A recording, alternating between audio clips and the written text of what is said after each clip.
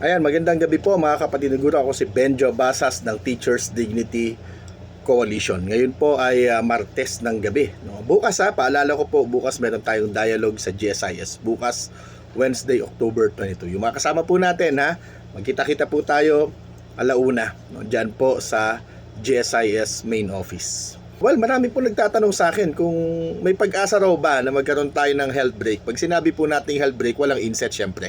Diba? Yan po yung position ng TDC. Sana wala nang lamang inset. Kailangan natin yung health and wellness break.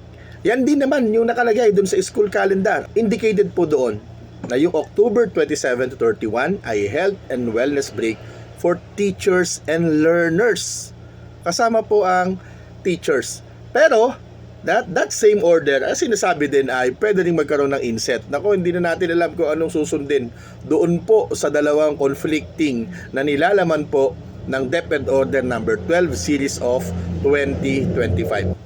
Pero bago yan, babatin ko po muna yung mga kapatid po natin dyan sa Ignacia A. Guillermo Central Elementary School na Jose Abad Santos 2 District ng Davao Occidental. Ayan po, no? Maayong gabi kaninyong tanan, of course especially kay Ma'am Maribek Quiliosa. Yan po yung dahilan kung bakit yung dialogue natin no October 14 ay binanggit natin ito sa ating mga DepEd officials. Pero that time, wala pa pong sagot dahil ibang strand din naman yung may hawak nito. Kaya po kinabukasan, October 15 ay sumulat po tayo. Pero wala pa ring sagot hanggang kahapon, Lunes. Kaya po kanina, ngayong Martes po, sumulat po ulit tayo ng reiteration. Nandyan po sa TDC page yung bahagi ng ating sulat. Sinabi po natin na tayo ay dumanas ng napakaraming sakuna. Bagyo, baha, lindol, pagsabog ng bulkan. Lahat po yan ay nag-contribute doon sa ating dinaranas po ngayon ng mga stress. Hindi lamang po yan sa Metro Manila, lalong-lalo pa sa iba pang mga probinsya. Siyempre, marami rin naman tayong in-accomplish, marami po tayong mga ginawa at marami pa tayong gagawin. In fact, yung panahon ng inset, supposedly panahon po natin yan sa pag-accomplish ng grade. Sa suma total, wala rin naman po talaga tayong break. Dahil ang second quarterly examination po natin, yung second periodical test, ay this week, Thursday and Friday. Marami ring mga divisions at mga LGUs na nagdeklara ng cancellation ng face-to-face classes dahil sa mga kumakalat na sakit at dahil din doon sa pinangangambahang paglindol. Ibig sabihin po, lahat ng ito ay mga valid na reason para tayo ay bigyan ng health break. Kung nagpapahinga yung mga bata, baka deserve din naman ng mga guro yung magpahinga. Yun po yung ating inaapila sa DepEd. Sumunod na po tayo uli, gaya ng sinasabi ko kanina, humihingi po tayo ng usapan. Meron pa namang panahon para mag-usap po dito. Sapagkat wala tayo nakikitang dahilan para hindi tayo bigyan o hindi sa atin ibigay yung tinatawag na health and wellness break na ibinibigay din sa mga bata. Kinakailangan natin mag-recharge, kinakailangan natin magpalakas, kinakailangan natin magpahinga. Sapagkat alam naman po nating lahat na yung ating trabaho talaga, yung nature ng ating trabaho talagang stressful. Lalo na sa panahon ngayon.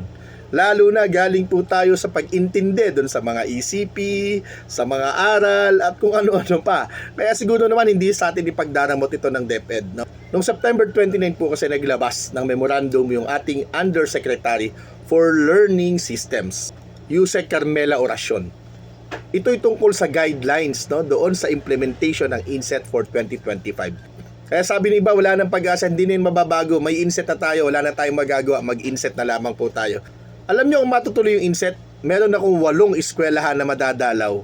Sa Caloocan, sa Jose del Monte, sa Malolos, sa Makati, sa Pasay, at sa Quezon City. Kaya kung hindi matutuloy, syempre, pagpaumanhin po ninyo at sasabihin ko na lamang doon sa mga principal, sa mga faculty leaders natin na kahit naman hindi inset, ay pwede naman po akong pumunta dyan.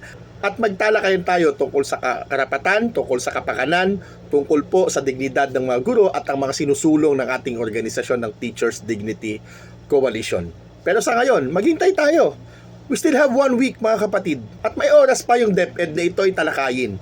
Yun nga po, sinasabi nga po natin, baka pwedeng mag-usap po tayo. At ihahain po natin yung ating mga kadahilanan na sa tingin ko hindi na kailangan sapagkat mababasa po yan, widely circulated po yan dito po sa social media at kailangan na lamang po ng ating mga DepEd officials ay tignan, basahin po ito at iproseso.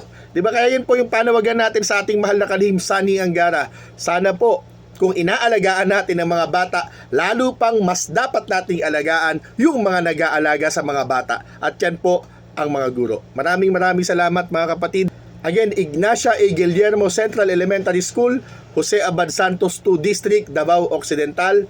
Daghan kaayong salamat kaninyong tanan mga kauban. At sa lahat po, maraming salamat po sa inyong lahat. And please join TDC, promise masaya dito.